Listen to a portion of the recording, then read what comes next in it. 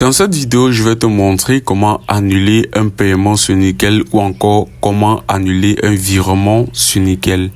Alors, vous avez la possibilité d'annuler un mandat de prélèvement ou de demander un remboursement si vous avez déjà été débité. Alors, vous avez 8 semaines à partir de la date du prélèvement pour en faire la demande. Alors, pour ce faire, vous allez suivre ces différentes étapes-ci.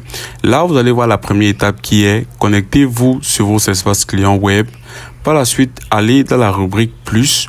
Alors, puis, cliquez sur gestion des prélèvements. Alors, vous pourrez alors sélectionner l'opération concernée et au choix, vous avez la possibilité de rejeter le prélèvement.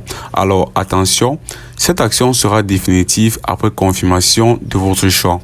Par la suite, ce que vous allez faire, c'est activer le mandat, suspendre le mandat et ensuite vous allez pouvoir bloquer définitivement le mandat. Vous ne pouvez sélectionner cette option que s'il s'agit d'un mandat clôturé ou non autorisé. Alors vous allez voir ici frauduleux.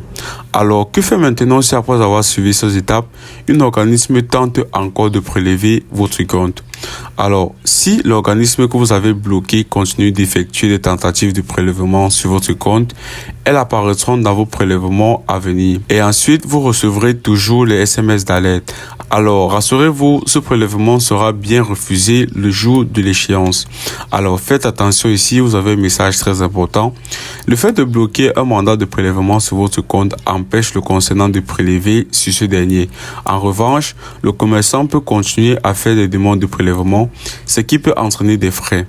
C'est pourquoi vous devez contacter le commerçant concerné afin de lui demander de ne plus faire de demandes de prélèvement sur votre compte, c'est-à-dire stopper entièrement le mandat et là vous allez voir résiliation définitive.